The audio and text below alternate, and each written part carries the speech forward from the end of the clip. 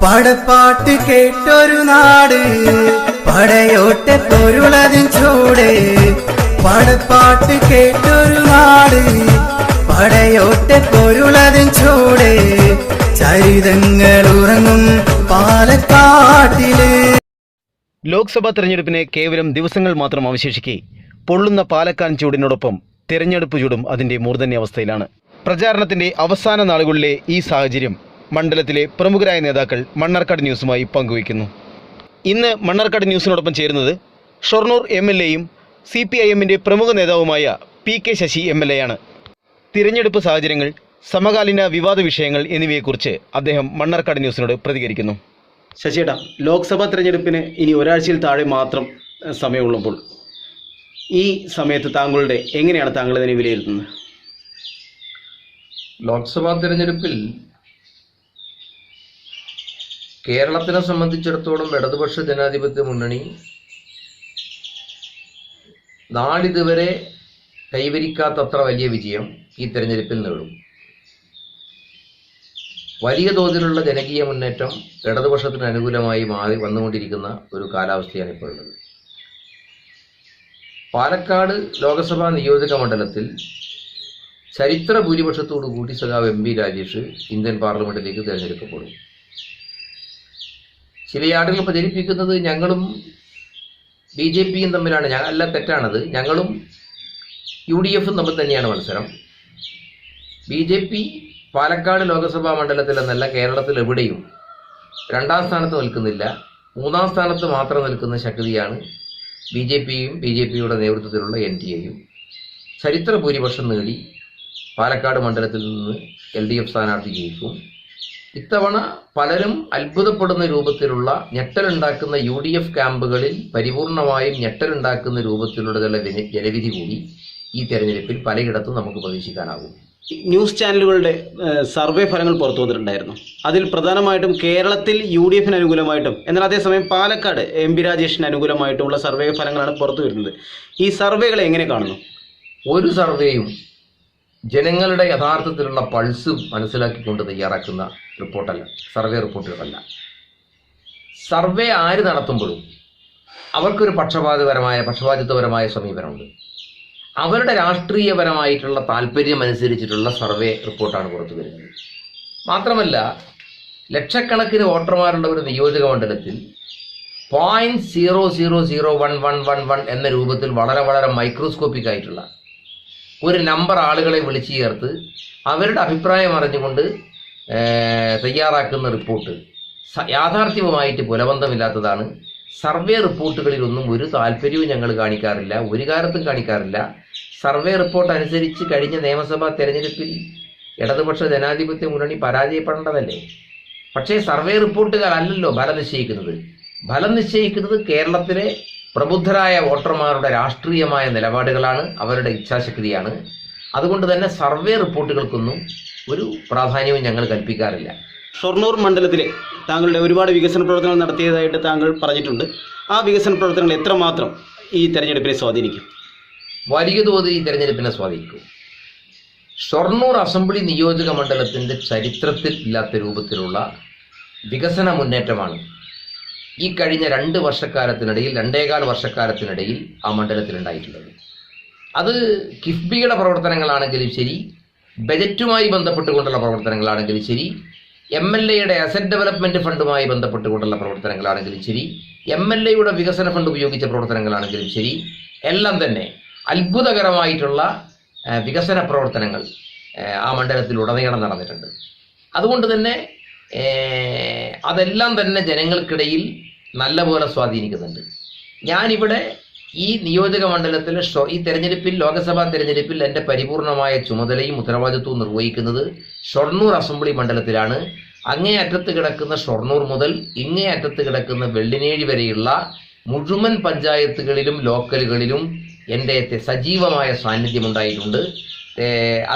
ലോക്സഭാ തെരഞ്ഞെടുപ്പിനുമായി ബന്ധപ്പെട്ടുകൊണ്ടുള്ള അസംബ്ലി നിയോജക മണ്ഡലം കൺവെൻഷൻ മുതൽ ഇതുവരെ ഏറ്റവും സജീവമായി രംഗത്ത് നിൽക്കുന്ന ഒരു ജനപ്രതിനിധിയാണ് ഞാൻ. പ്രധാനമായും എനിക്ക് ജനങ്ങളോട് സംസാരിക്കാനുള്ളത് പാർലമെന്റ് മെമ്പർ നടത്തിയിട്ടുള്ള 10 വർഷക്കാലത്തെ അഭിമാനകരമായ വികസന പ്രവർത്തനങ്ങളോടൊപ്പം തന്നെ MLA എന്നുള്ള നിലയിൽ കഴിഞ്ഞ 2.25 കൊല്ലക്കാലത്തിനിടയിൽ ഈ മണ്ഡലത്തിൽ ഞാൻ നടത്തിയിട്ടുള്ള വികസന പ്രവർത്തനങ്ങൾ തന്നെയാണ്. എണ്ണിയാലൊടുങ്ങാത്ത വികസന പ്രവർത്തനങ്ങൾ നടത്തിയിട്ടുണ്ട്. അത് ഓരോ പഞ്ചായത്തിലും എടുത്തു കാണിക്കാൻ സാധിക്കുന്ന വികസന പ്രവർത്തനങ്ങൾ. അതിലേറ്റവും പ്രധാനപ്പെട്ടത് 35.5 കോടിയുടെ ചിലവിൽ പൂർത്തിയായ ഷൊർണൂരിലെ ചെക്ക് ഡാമും വാട്ടർ ട്രീറ്റ്മെന്റ് പ്ലാന്റും തന്നെയാണ്. അത് ഷൊർണൂർ, കുളപ്പുള്ളി, വാണിയംകുളം ഈ 3 പ്രദേശങ്ങളിൽ, മനുശ്ശേരി ഉൾപ്പെടെയുള്ള ഈ 4 മേഖലകളിലെ ജനങ്ങളുടെ വലിയ അംഗീകാരത്തിന് വിധേയമായതാണ്. രാഷ്ട്രീയ എതിരാളികൾ ഉൾപ്പെടെ MLAയുടെ ഈ വികസന പ്രവർത്തനത്തെ അനുകൂലിച്ചിട്ടുണ്ട്, അതിനെ അഭിനന്ദിച്ചിട്ടുണ്ട്. അതെല്ലാം തന്നെ അനുകൂലമായി, രാഷ്ട്രീയമായി ഇത്തവണ ഞങ്ങൾക്ക് അനുകൂലമായി, ഞങ്ങളുടെ സ്ഥാനാർത്ഥിക്ക് അനുകൂലമായി മാറും എന്ന കാര്യത്തിൽ സംശയമില്ല. വെള്ളിനേഴിയിലേക്ക് കടന്നാൽ കലാഗ്രാമം ഉൾപ്പെടെയുള്ള ഒരു സാംസ്കാരിക കേന്ദ്രമാണ് വെള്ളിനേഴി. അവിടെ കലാഗ്രാമത്തിന്റെ പൂർത്തീകരണം സംഭവിച്ചു. ആ കലാഗ്രാമത്തിന്റെ ഉദ്ഘാടന കർമ്മം നിർവഹിച്ചത് ഞാൻ തന്നെയാണ്. ഇങ്ങനെ പിന്നെ ഉൾപ്രദേശങ്ങളിലൊക്കെയുള്ള റോഡുകൾ ഏറ്റവും മനോഹരമായ ആധുനികമായ സാങ്കേതിക വിദ്യ ഉപയോഗപ്പെടുത്തിക്കൊണ്ട് നിർമ്മിച്ച റോഡുകളുടെ നിർമ്മാണം മഹാഭൂരിപക്ഷം റോഡുകളും പൂർത്തീകരിച്ചു കഴിഞ്ഞു.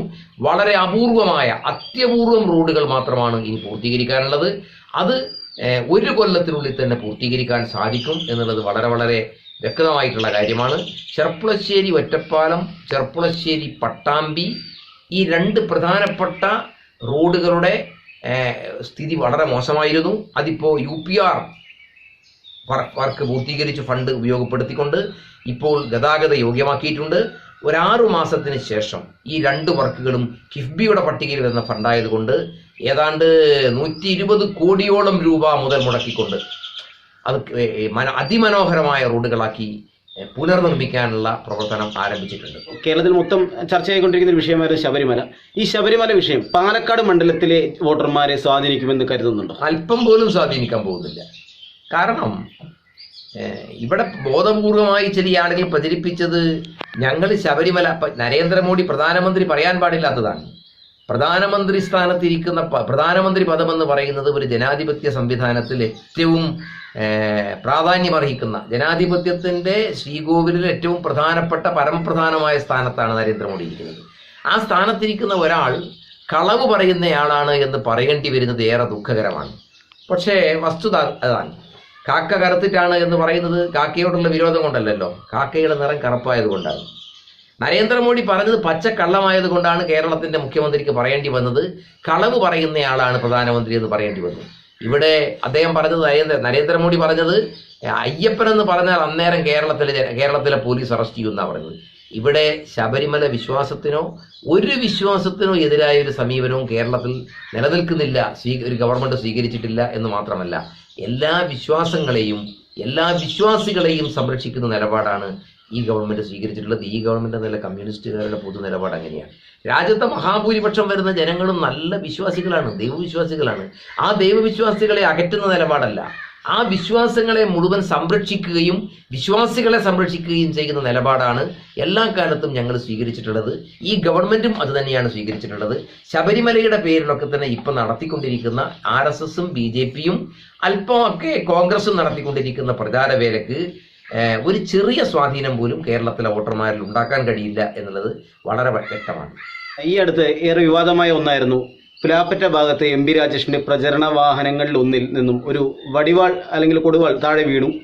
അത് അക്രമ രാഷ്ട്രീയത്തിന്റെ പ്രതീകമാണെന്ന് പറഞ്ഞു വരുന്ന എതിർ പാർട്ടിക്കാരുണ്ട്. ആ ഒരു സംഭവത്തെക്കുറിച്ച് താങ്കളുടെ വിലയിരുത്തൽ എന്താണ്? ഇതാണ് വാർത്തകൾ കൃത്രിമമായി സൃഷ്ടിക്കുക എന്ന് പറയുന്ന പുതിയ ഈ ആധുനിക കാലഘട്ടത്തിലെ ഏറ്റവും വൃത്തികെട്ട ഒരു മാധ്യമ ജോലിയാണ്. യഥാർത്ഥത്തിൽ മാധ്യമങ്ങൾ എന്ന് പറയുമ്പോൾ ഫോർത്ത് എസ്റ്റേറ്റ് ആണ്, ജനാധിപത്യത്തിന്റെ 4ാം തൂൺ എന്നാണ് മാധ്യമങ്ങളെ വിശേഷിപ്പിക്കുക. യഥാർത്ഥത്തിൽ ഒരു ജനസമൂഹത്തെ ജാഗ്രതപ്പെടുത്താൻ, അനീതിക്കും അക്രമത്തിനുമെതിരായി, അധർമ്മത്തിനെതിരായി അവരെ ജാഗ്രതപ്പെടുത്തുക എന്ന വലിയ ഉത്തരവാദിത്വമാണ്, ദൗത്യമാണ് ഫോർത്ത് എസ്റ്റേറ്റ് നിർവഹിക്കാനുള്ളത്, മാധ്യമങ്ങൾക്ക് നിർവഹിക്കാനുള്ളത്.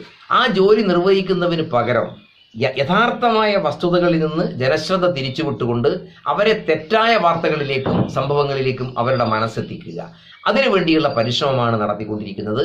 അതിൻ്റെ അവസാനത്തെ ഏറ്റവും നല്ല ഉദാഹരണമാണ്. പുലാപ്പറ്റയിൽ നിന്ന് പ്രചരണ വാഹനത്തിൽ നിന്ന് ഒരു കൃഷിക്കാരൻ ഈ വാഴത്തോട്ടത്തിൽ ഒരു കൃഷിക്കാരനാണ് അദ്ദേഹം തന്നെയാണ് വാഴക്കൊല വെട്ടാറുള്ളത്.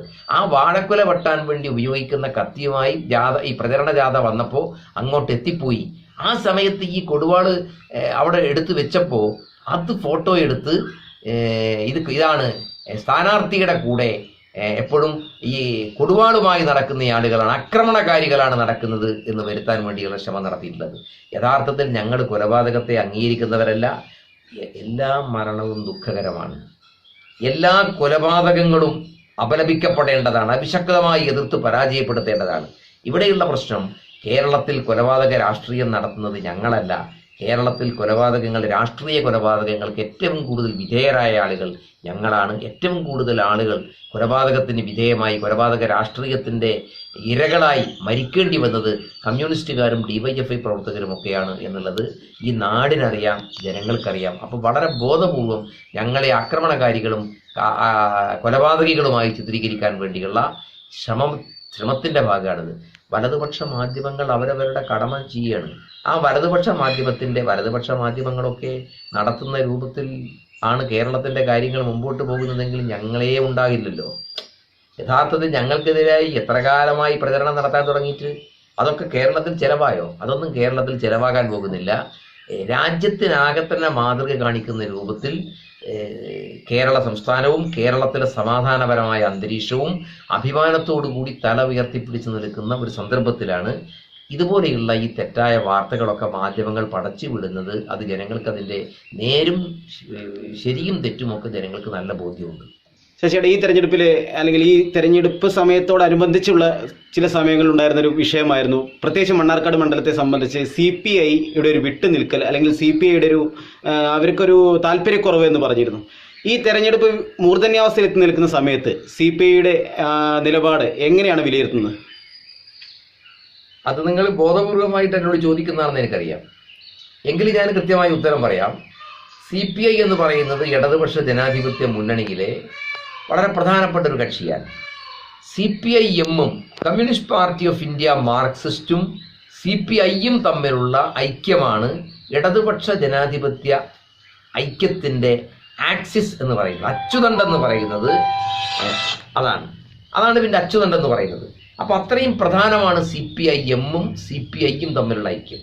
പിന്നെ രണ്ട് പാർട്ടികളാണ് എന്ന കാരണം കൊണ്ട് തന്നെ രണ്ട് പാർട്ടികളും തമ്മിൽ ചില അഭിപ്രായ വ്യത്യാസങ്ങൾ പ്രാദേശികമായിട്ടും ഒക്കെ ഉണ്ടാകാനുള്ള സാധ്യത എല്ലാവരും അംഗീകരിക്കുന്ന കാര്യമാണ്.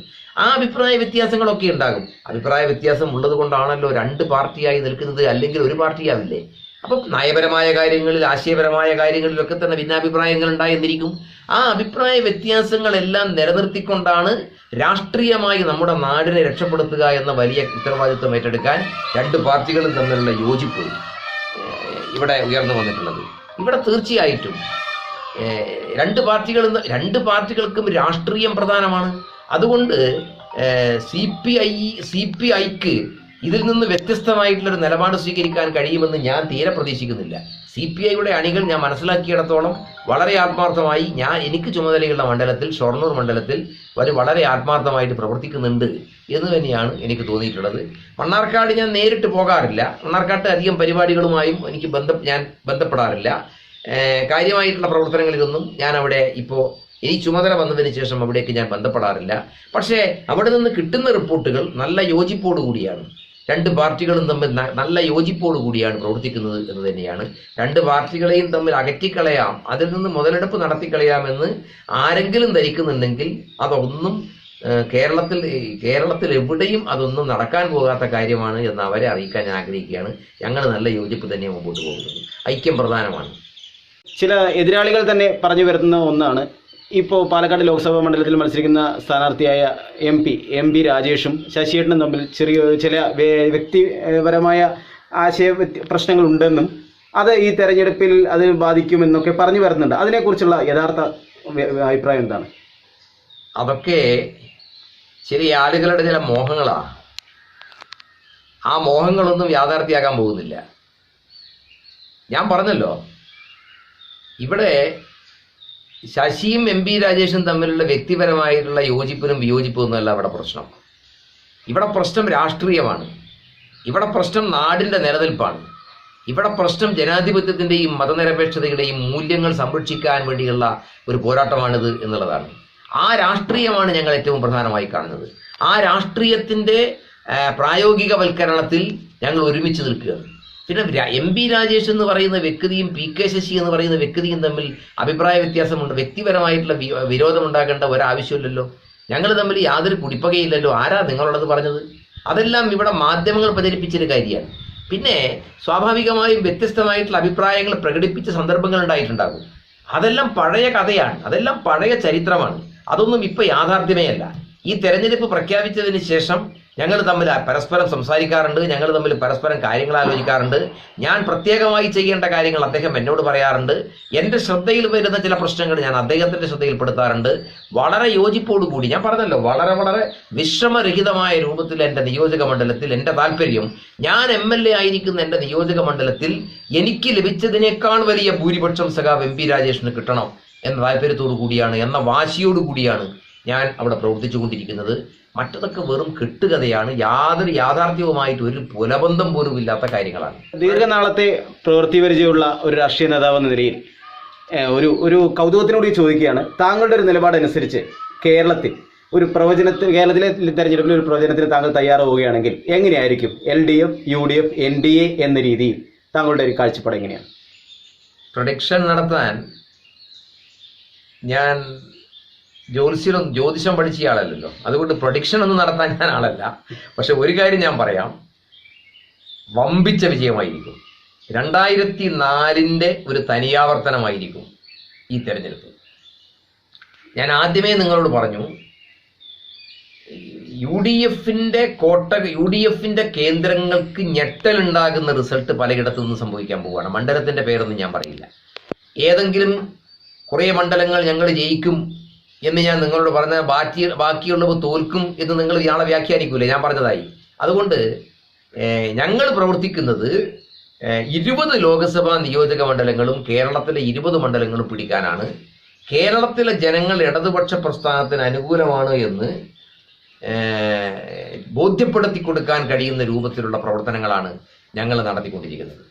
ഇപ്പൊ ഞാൻ ചോദിക്കട്ടെ, ഇവിടെ ഞങ്ങൾ നിർത്തിയ സ്ഥാനാർത്ഥികളെല്ലാം ഒന്നിനൊന്ന് മെച്ചമുള്ള സ്ഥാനാർത്ഥികളല്ലേ? നിങ്ങൾ ഏത് സ്ഥാനാർത്ഥിയെക്കുറിച്ചാ ഒരു മോശപ്പെട്ട കാര്യം പറയാൻ സാധിക്കുക? പാലക്കാട് ലോക്സഭാ മണ്ഡലത്തിലെ സ്ഥാനാർത്ഥി സഖാവ് എം പി രാജേഷ് കഴിഞ്ഞ 10 വർഷക്കാലത്തെ പാർലമെന്ററി പ്രവർത്തനത്തിൽ ഏറ്റവും മികവാർന്ന പ്രവർത്തനം കാഴ്ചവെച്ച സഖാവ് എം പി രാജേഷ്. ഈ മണ്ഡലത്തിന്റെ വികസനവുമായി ബന്ധപ്പെട്ടുകൊണ്ടുള്ള കാര്യം പരിശോധിക്കുമ്പോഴും രാഷ്ട്രീയമായ ഉറച്ച നിലപാട് സ്വീകരിക്കുന്ന കാര്യങ്ങളാണെങ്കിലും രാജ്യത്തിന്റെ മതനിരപേക്ഷതയും ജനാധിപത്യവും സംരക്ഷിക്കാൻ വേണ്ടിയുള്ള കാര്യങ്ങളിലാണെങ്കിലും സഖാവ് എം പി രാജേഷ് ഈ പോരാട്ടത്തിന്റെ ഒന്നാം നിരയിൽ തന്നെ ഉണ്ടായിരുന്നു. അങ്ങനെ ആലത്തൂരിൽ മത്സരിക്കുന്ന സഖാവ് PK ബിജുവാണ്. അങ്ങനെ ഓരോ മണ്ഡലത്തിലെ സ്ഥാനാർത്ഥികളാണെങ്കിലും ശരി, ഒന്നിനൊന്ന് മെച്ചപ്പെട്ട സ്ഥാനാർത്ഥികളാണ് ഇടതുപക്ഷ ജനാധിപത്യ മുന്നണിയുടെ സ്ഥാനാർത്ഥികൾ എന്ന് പറയുന്നത്. അവരുടെ പ്രവർത്തന മികവ് കൂടി ഈ തെരഞ്ഞെടുപ്പിൽ ഇടതുപക്ഷ ജനാധിപത്യ പ്രസ്ഥാനത്തിന്റെ വലിയ അപ്രതിഹതമായ മുന്നേറ്റത്തിന് കാരണമായി തീരും എന്ന കാര്യത്തിൽ യാതൊരു സംശയവുമില്ല. വലിയ ഭൂരിപക്ഷം, ചരിത്ര ഭൂരിപക്ഷം കേരളത്തിൽ ഇടതുപക്ഷ ജനാധിപത്യ പ്രസ്ഥാനത്തിന് ലഭിക്കും. കേരളത്തിൽ ഇടതുപക്ഷ ജനാധിപത്യ മുന്നണി ജയിച്ചാൽ മാത്രമേ രാജ്യത്ത് അധികാരത്തിലിരിക്കുന്ന BJP NDA കൂട്ടുകെട്ട് സംഘപരിവാർ ഗവൺമെന്റിനെ അധികാരത്തിൽ നിന്ന് പുറത്താക്കാനാകൂ എന്ന ധാരണ, എന്ന രാഷ്ട്രീയം ജനങ്ങളെ പഠിപ്പിക്കലാണ് ഞങ്ങളിപ്പോൾ ചെയ്തുകൊണ്ടിരിക്കുന്ന ജോലി. അതൊരു പ്രധാനപ്പെട്ട ജോലിയാണ്. ഇപ്പം ആന്റണി പറയുന്നത് പോലെയല്ല, കോൺഗ്രസ് പറയുന്നത് പോലെയല്ല. കോൺഗ്രസ് ജയിച്ചാൽ BJP പോകും എന്നുള്ളതല്ല. 2004 കോൺഗ്രസിന് കേരളത്തിൽ നിന്ന് കിട്ടിയത് വട്ടപൂജ്യം, വലിയൊരു പൂജ്യം. അന്നാണ് BJP വാജ്പേയി ഗവൺമെന്റിന് അധികാരത്തിൽ നിന്ന് പുറത്താക്കാനായത്, BJP ഗവൺമെന്റ് അധികാരത്തിൽ നിന്ന് പുറത്താക്കാനായത്. അന്നാണ് അവരെ പുറത്താക്കി ഒരു ജനാധിപത്യ ഇടതുപക്ഷത്തിന്റെ കൂടി പിന്തുണയോടുകൂടിയുള്ള ഒരു ഗവൺമെന്റ് കേന്ദ്രത്തിൽ അധികാരത്തിൽ വന്നത് എന്ന് മനസ്സിലാക്കണം. അതിനനുസരിച്ച ഒരു പൊതു രാഷ്ട്രീയ അന്തരീക്ഷം അതിവേഗം കേരളത്തിൽ രൂപപ്പെട്ടുകൊണ്ടിരിക്കുന്നുണ്ട്. അത് കേരളത്തിലെ 20 ലോക്സഭാ മണ്ഡലങ്ങളിലും അലയടിക്കുന്നുണ്ട്. താങ്കൾക്ക് നേരെ ഉണ്ടായ പാർട്ടിയുടെ അച്ചടക്ക നടപടിയുടെ കാലാവധിയും കഴിയാറാവുകയാണ്. ഈ തുടർന്നുള്ള പാർട്ടിയുടെ താങ്കളോടുള്ള നിലപാട് എങ്ങനെയായിരിക്കും എന്നാണ് താങ്കൾ ഒരു വിലയിരുത്തുന്നത്? അത് ഞാൻ വിലയിരുത്തേണ്ട കാര്യമല്ല. കേരളത്തിൽ കമ്മ്യൂണിസ്റ്റ് പാർട്ടി എന്ന് പറയുന്ന പാർട്ടി ഈ നാട്ടിൽ പ്രവർത്തിക്കുന്ന മറ്റ് പാർട്ടികളെ പോലെയുള്ള ഒരു പാർട്ടിയല്ല. സംഘടനാപരമായി ഓരോ കമ്മ്യൂണിസ്റ്റ് കേഡറുടെയും ജീവിത രീതിയും അവരുടെ പ്രവർത്തനങ്ങളും അവരുടെ പ്രവർത്തനത്തിലുണ്ടാകുന്ന താളപ്പിഴകളും എല്ലാം തന്നെ സൂക്ഷ്മമായ തലത്തിൽ പരിശോധിക്കാൻ കഴിയുന്ന ഒരു സംഘടനാ സംവിധാനം കമ്മ്യൂണിസ്റ്റ് പാർട്ടിക്കുണ്ട്.